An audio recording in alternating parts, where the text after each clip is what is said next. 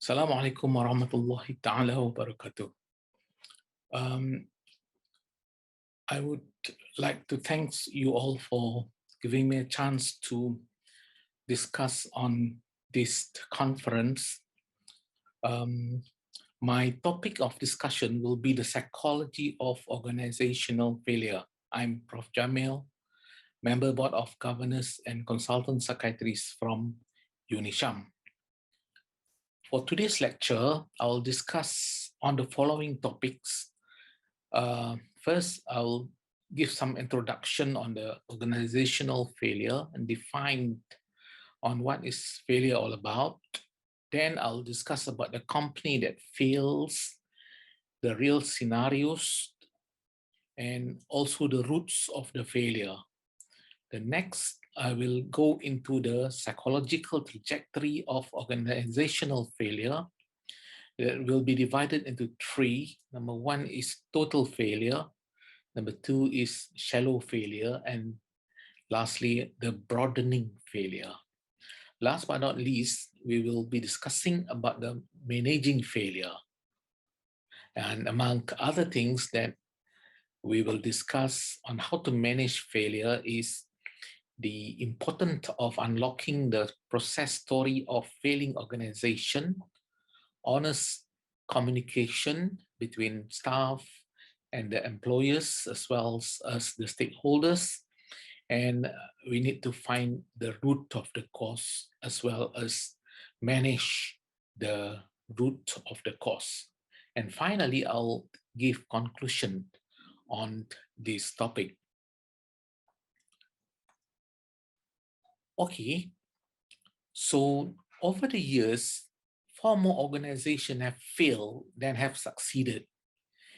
Yet within business and management research, the study of organizational failure has always been considered as secondary to organizational success for obvious reasons. Failure is commonly seen as being of less significant or at best as being complementary to research on organizational success. In America alone, more than 10% of all companies failed every year, with more than 10,000 closing every week. Yet, the existence of failure is one of the great unmentionables. This surge of interest in organizational failure is due in part to the global financial crisis. High financial corporate failures caused by accounting fraud and deceit, fatal accident, environmental disasters, and high-level corporate meltdown as a result of the current global economic crisis have thrown failure into sharp criticism and re-examination. So today, we're going to look at some of the reason for some organizational failures and the psychological trajectory of the organizational failures. Well, the terms failure has been mentioned again and again, and there are multiple meanings attached to it. Scholars use the terms such as discontinuance, organizational death, exit, bankruptcy, retrenchment, setback to refer to failures within the organizations.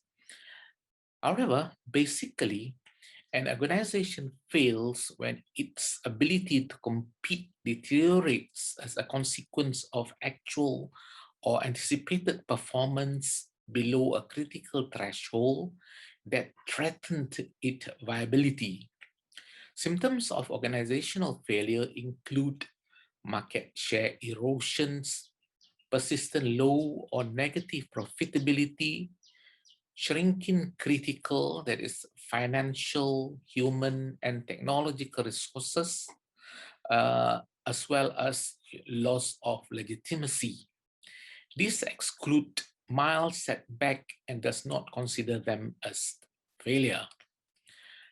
Further, based on this definition, we can say that of businesses that exit or discontinue their activities, Only a small portion can be regarded as organizational failures. For example, consider the case of an organization disbanding an economically profitable element to release resources for ventures that are more lucrative or interesting. They shouldn't be considered such a deliberate action as failure. Now, let's look at the company that failed.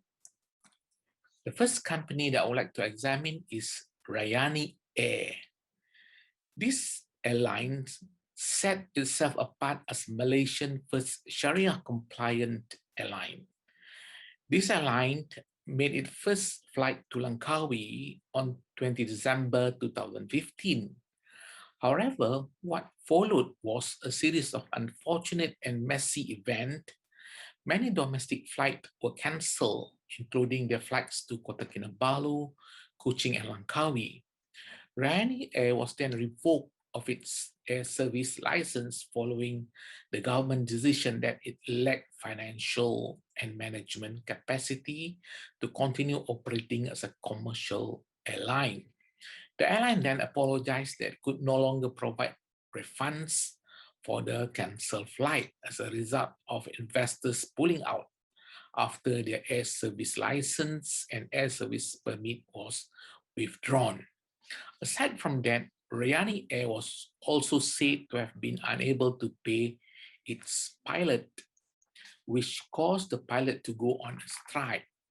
Despite all this, the airline is said to be in talk to secure finance funding to help it financial problem and was said to be applying for new licenses in September 2016.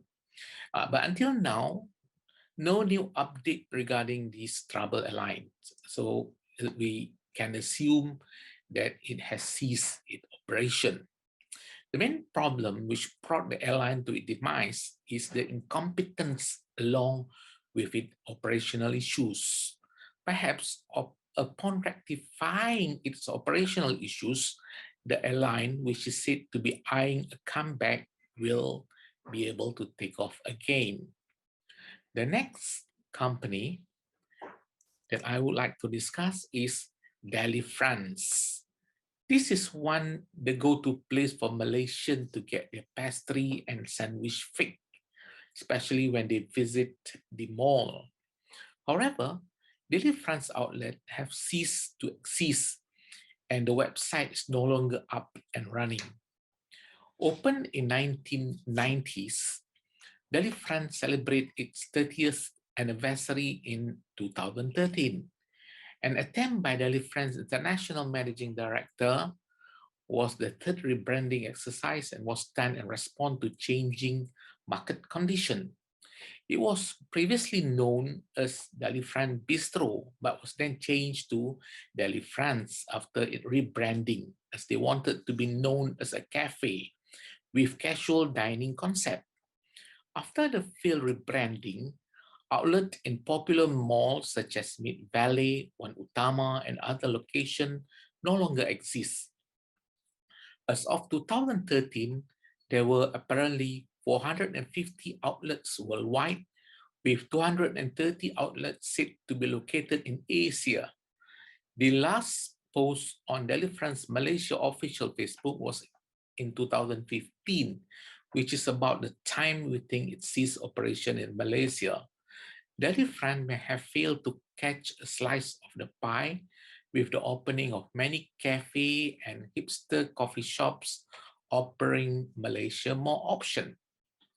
Well, the next entity that perhaps has failed is the vape shop. The debate on whether to ban or regulate vaping in Malaysia caused many of the vape shops in the country to go up in smokes. Regular raid by Ministry of Health on vape shops was also part of the reason why many of the shops have called it quits. In 2015, it is estimated that the number of vaping shops in Kuala Lumpur was about 600, but now it's no more than 150. Every day the shop has been closed. The main worry with vaping is the danger in homemade vape liquid, which is also known as vape juice, as the nicotine content is not standardized and there is no sure way of knowing what's in the liquid. However, despite raids by health officials and debate on the ban, the vaping industry was said to be supportive of regulation in Malaysia. As of now, vape shops are still around, although not as many as when Malaysians were first introduced to vaping about 2 years ago.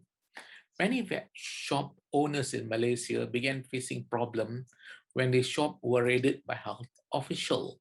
As a result, their vape modes and liquids were confiscated and result in losses. In Johor, Sultan of Johor ordered all the shops to cease operation by January 2016, with 1 month notice given. Following the National Fatwa Council declaring vape as haram, may have further caused sales from Muslim vapers to drop. Aside from that, setting up a business based on trend could also be the reason behind why vape shop had to close down. The novelty behind vaping was said to have died down, with shop owners citing they have not been receiving any first-time buyer for months and facing days after zero sales. The next company is the Western Digital. You may have heard or used a portable disk storage of this brand or remember seeing this brand in many IT shops. However, in 2016, this computer data storage firm has closed down. The factory in Penang, which has about 1,200 people losing their jobs. Following the factory closure, it was reported that Western Digital have put the land which the factory was located on for sale in February 2017. This major company closed down its plant in Penang as part of its plan to wind up operation in Malaysia and move to the neighboring countries, Thailand.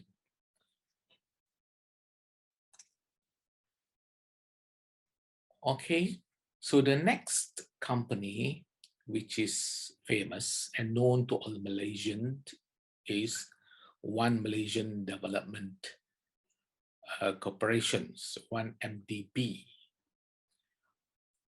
1MDB is a sovereign wealth fund at the center of worldwide investigation into misappropriated of cash. The actor or the prime minister, his wife, Jolo, the billionaire close to the prime minister. A private banker was jailed for a failure to report suspicious transaction following billions being moved in and out of various accounts.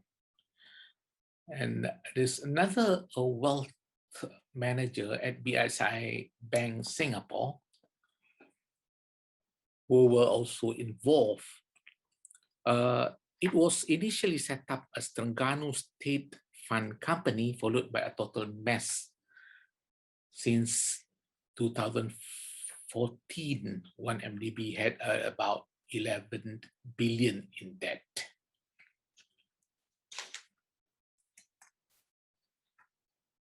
Well, the last company that I would like to mention is the Alliance University College of Medical Sciences. This college was a private higher institution located in Kepala Batas, Penang, that ran courses in medicine, hospitality, tourism, sports science, and allied health sciences. It closed in 2014 after protests from unpaid staff and a failed bid to open a branch in London, England. In 2013, the university acquired Trent Park House in North London for 30 million from Middlesex University.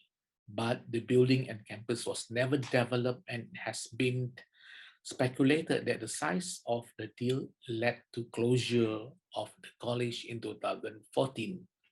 Trent Park was subsequently sold to Buckley Homes, right? Um, it already ceased operations as of today, yeah?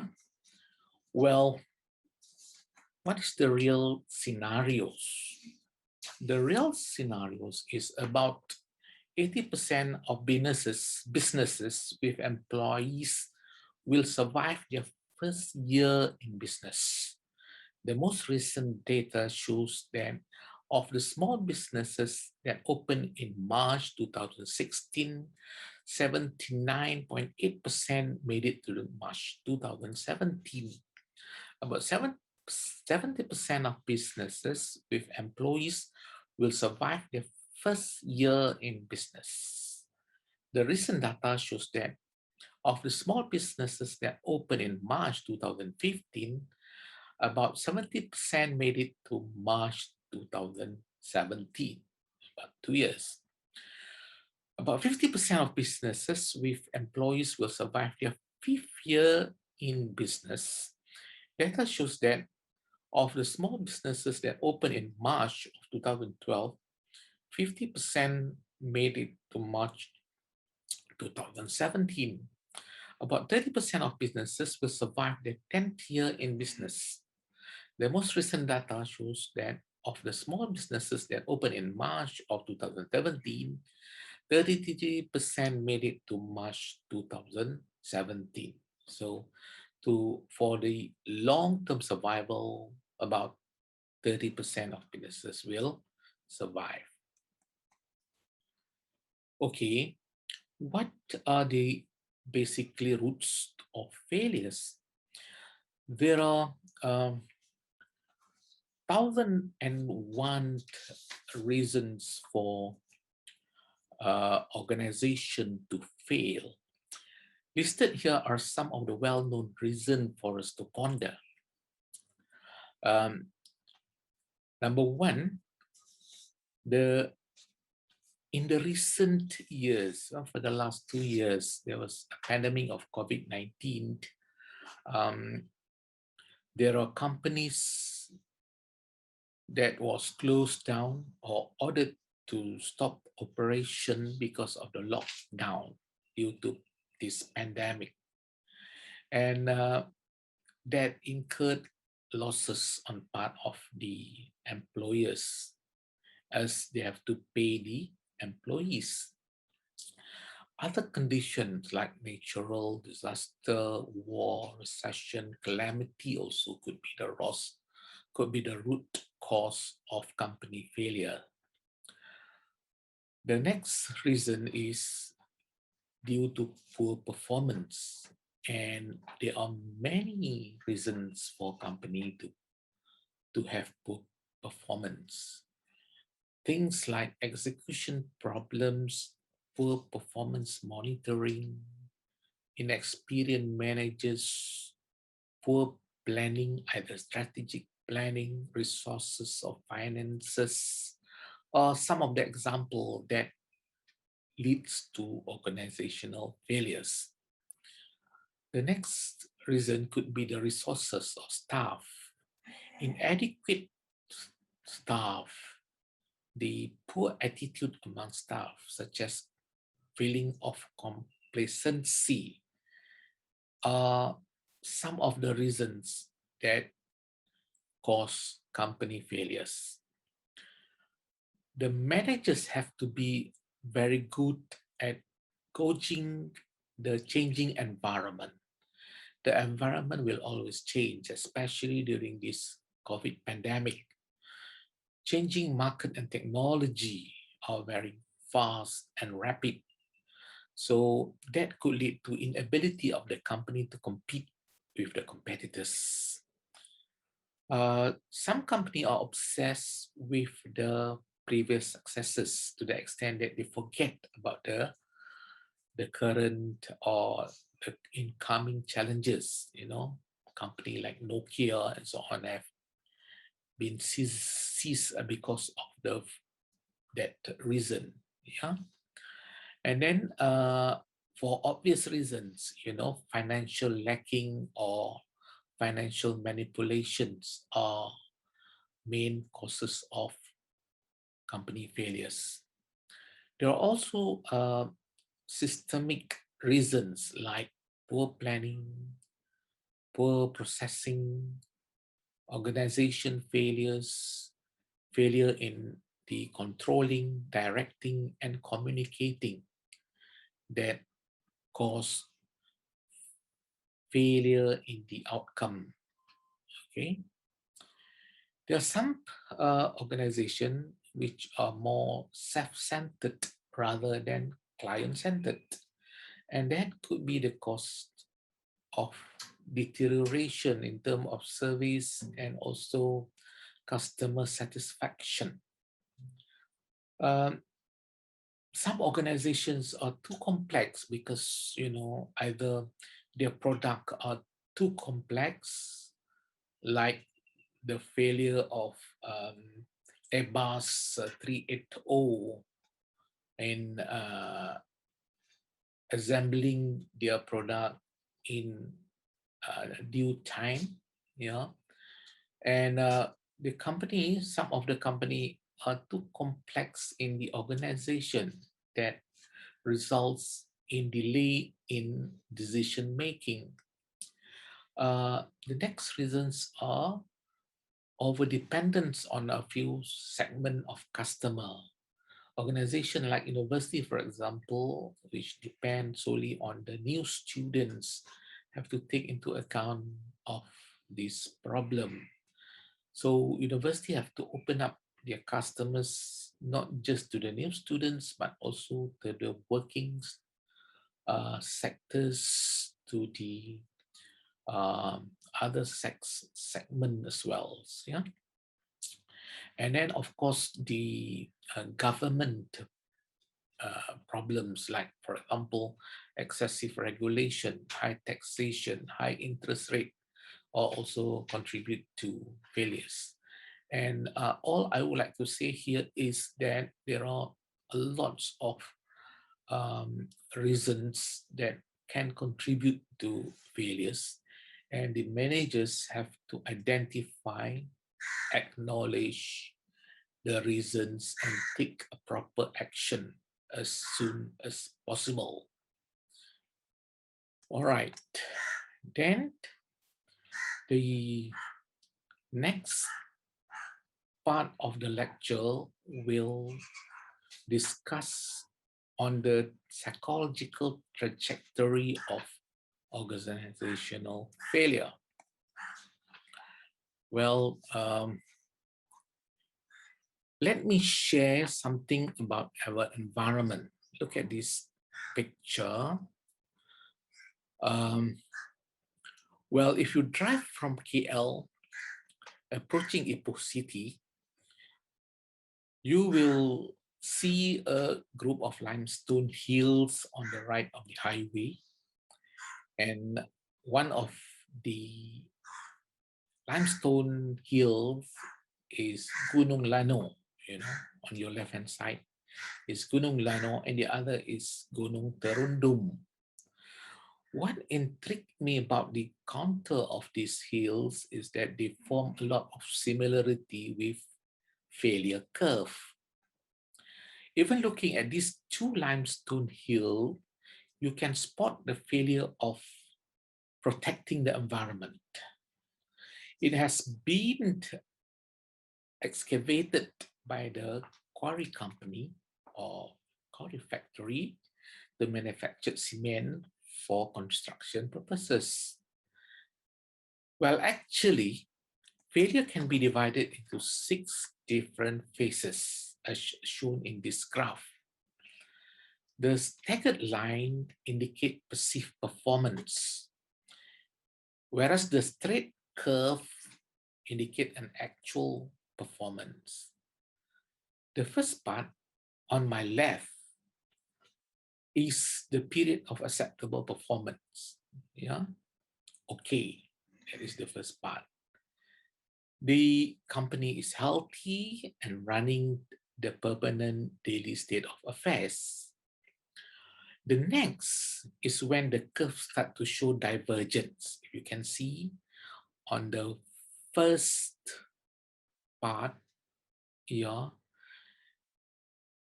this is a worrying. Yeah. In this phase, the organization is started to struggle. It can be shown as a gentle decline from the baseline. The struggle could be in terms of lack of finance, lack of staff or resources, failing in the process, or the quality of the outcome. And as I said just now, it is in fact a warring state. And many people don't recognize it. And some are in the state of denial. No action was taken, and the organization deteriorated to the next stage, which is the danger zone 1. Yeah, the danger zone. The graph show gradual and steady decline. Look at the second phase. Because that it is not universally apparent, many people in the organization are still sleeping and keep in the state of continuing denial until it reaches a critical point of exposure comes when any cover-up revealed and the organization plunge. The curve turns sharply down as a free fall after the point of exposure and hit the rock bottom. Look at the phase 3 and 4. The failure, this time, the failure become public and the remedial action isn't be taken. In the phase 4, once the failure reached rock bottom, it stabilizes. The informed staff will start fleeing the company en masse. Many feel hopeless and helpless. Their salary are not well paid. Unless the remedial actions are taken, the company will be in a total failure, crash, and death. Yeah. So I'll be showing you the next graph of total failure. However, if the correct remedial action are put in place, the organization will stir up to recover and steady recovery can be expected. That will bring you to the next stage when achievement or improvement will be acknowledged. I'm referring to the stage 5 and 6 of this graph. At least there are 3 scenarios that could happen in any failed organization. First is total failure. Second is shallow failure. And the third is broadening failure. Now, in total failure, as mentioned earlier, it occurs when the failure continues so long and is so total that it is irrecoverable. In simple words, the company is smashed into pieces. Some people may try to save the organization by infusing funds, but it just lives for a short while, but unsalvageable in the long run. Right. Next one is the shallow failure. Okay, shallow failure happens when organization is going through a tricky period early in the trajectory of failure, but at a point where people have become aware of the impending failure and trying to deal with it as best as they can. Generally, the overall performance has fallen below acceptable level, but since remedial action are taken fast enough, so the event turn around to a more acceptable level. The third one is broadening failure. This is a broader, deeper, probably multi-layered form of failure. It is a whole system failure, which might involve the whole chain system failure or multiple related business organization failure. Well, there are, we have talking about three types of failure basically, yeah? The total failure, shallow failure, and broadening failure. Now, I will touch briefly on ways of managing failure. All right.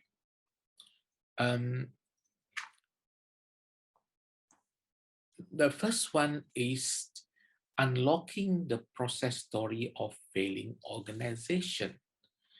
It is important to understand the to understand the reasons, the symptoms, and the physiology of failure in order to prevent repeated incidents. Warning signs serve as active alarm bell, and the managers have to be able to gauge, to put a litmus test on the sustainability of the organization to maintain its financial and social burden, and perhaps responsibilities. Learn from another healthy organization is essential to prevent failures. The desire to improve and prevent complacency is a must factor in every staff of the organization. The managers must communicate honestly with the staffs and the customers. There shouldn't be any coverage of failures either in the input, the process, and the outcome. The audit must always be transparent and remedial action taken without any delay. The successes should be highlighted. The staff with extraordinary performance should be rewarded accordingly. The root of failure should be understood. The managers have to keep digging into until they find the root cause of the problem. The warning signals of impending failures should always be looked at. Problem must be tackled on time, and the mechanism for putting an organization back on track must be taken immediately. Okay, the next one is communication. Honest communication is a must, as I mentioned earlier, and there shouldn't be any coverage whatsoever. Okay, finding the root cause. And as a conclusion, let me say a few things about what we have learned from today's seminar regarding the psychology of organizational failure.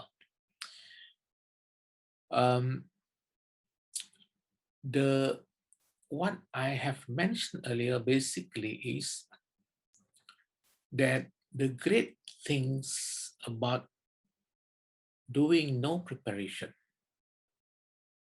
is that failure comes as a complete surprise.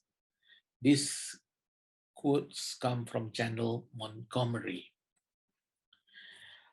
And as the founder of America, Benjamin Franklin said, if you fail to plan, you are planning to fail.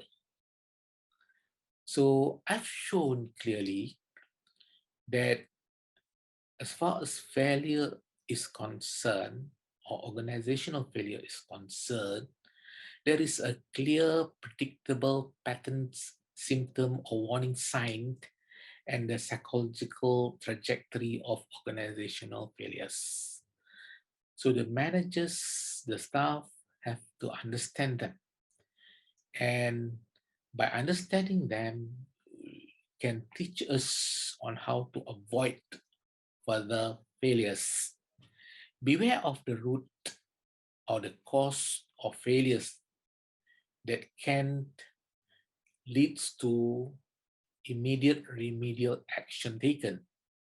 So as it is taken earlier, it can prevent from total or broadening failures. The next lesson is we shouldn't afraid to unlock the process story of failing organization in order to learn and not to repeat the same mistakes. Honest communication with the stakeholders is the key to successful recovery. And I think that this topic is important as, failure are also close to us. In UniSHAMS, we have experiencing, so many failures, and we hope that, we learn from the experience.